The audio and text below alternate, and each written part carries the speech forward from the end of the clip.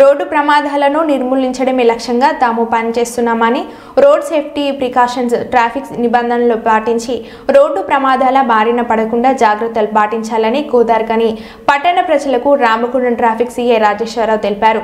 గోదార్కనిలో కొత్తగా traffic సీఐగా charge తీసుకునే సందర్భంగా వారు మాట్లాడుతూ నూతన సంవత్సరం జనవరి నెలలో road check day month program నిర్వహిస్తున్నామని దాని ముఖ్య ఉద్దేశం రోడ్డు ప్రమాదాలను తగ్గించడమని డ్రంక్ అండ్ డ్రైవ్లను నిర్మూలించడమని మైనర్ డ్రైవింగ్లను అరికట్టడమని తెలిపారు.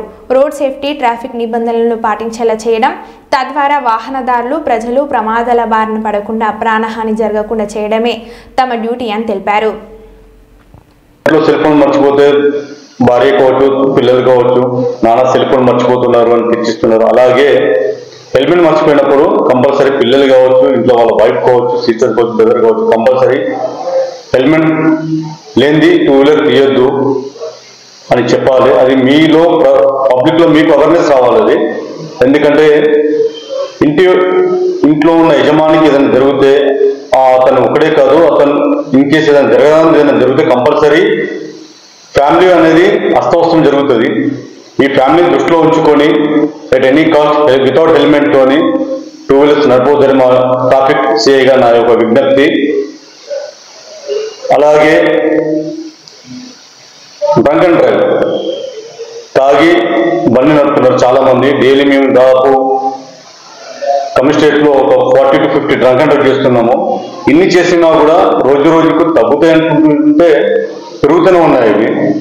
సో మేము ఎన్ని చేసినా కూడా మీ గురించే కాబట్టి సో అది మీకు అవేర్నెస్ ఉండాలి. 80% తాగి బండి నడపకూడదండి. సేమ్ అది కూడా తాగి బండి నడిపితే ఏమిటంటే మీకు ఏదైనా జరిగితే మళ్ళీ మీ ఫ్యామిలీని దృష్టిలో ఉంచుకోండి. మెయిన్గా మా గురించి కాదు, పోలీసు గురించి కాదు. పోలీసులు హెల్మెట్ చెక్ చేస్తున్నారని పోలీసు చెకింగ్ చేస్తుంటే బండికి ఉన్న హెల్మెట్ తీసి తల పెట్టుకోవడం పోవడము, తర్వాత హెల్మెట్ చెకింగ్ అయిపోయిన తర్వాత మళ్ళీ తీసి బండికి తొలగించడం కాదు. నెక్స్ట్ 4 వీలర్స్ వాళ్ళు ప్రతి ఒక్కరు హెల్మెట్ ధరించి సీట్ బెల్ట్ ధరించాలి. ఇంకోటి ఇప్పుడు ప్రజెంట్ వచ్చిన కొత్త చట్టాల మోడిఫికేషన్ ద్వారా బిలో 18 years ఎవరైతే పిల్లలకు ఒకవేళ మీరు బండిస్తే మాత్రం ఏదైనా జరుగుతూ మాత్రం ఆ బండి ఓనర్ ఎవరైతే ఉన్నారో దాని పైన చట్టపరమైన చర్యలు తీసుకోవడం జరుగుతుంటుంది. ఒకవేళ అబ్బాయికి ఏమైనా జరిగినా లేకుండా అబ్బాయి నడపడం వల్ల ఎదుటి వ్యక్తికి ఏమైనా జరిగినా కూడా పెద్దవాళ్ళు నడిపితే ఎంతైతే శిక్ష ఉంటుందో ఆ పనిష్మెంట్ వచ్చేసి బాబుకు కాకుండా వాళ్ళ పేరెంట్స్ అంటే టూ వీలర్ కానీ లేకుండా టూ వీలర్ యజమాని ఎవరైతే ఉన్నారో అతనికి ఆ పనిష్మెంట్ ఉంటుంది. పేరెంట్స్ అనొచ్చు, సార్ మాకు తెలియదు సార్, మేము బండి తాళం పెట్టాము, పిల్లలు తీసుకెళ్లారు, మాకు తెలియదు సార్ జరుగుతుందని మేము అనుకోలేదు అని మాత్రం చెప్పినా కూడా అది నెగ్లిజెన్స్ కింద. అంటే మీకు చట్టం తెలియకుండా కూడా కంపల్సరీ మీరు దానికి ఎలిజిబుల్ అవుతారు.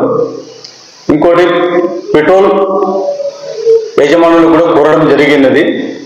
ఇప్పుడు ఎవరైతే హెల్మెట్ లేకుండా పెట్రోల్ పోయించుకోవడానికి పోతారో నో హెల్మెట్ నో పెట్రోల్, అంటే హెల్మెట్ లేకుండా ఎవరైతే పెట్రోల్ బంక్ లో వెళ్తారో వాళ్ళకు పోయకూడదని మేము వాళ్ళకు రిక్వెషన్ లో ఫైల్ చేస్తున్నాము.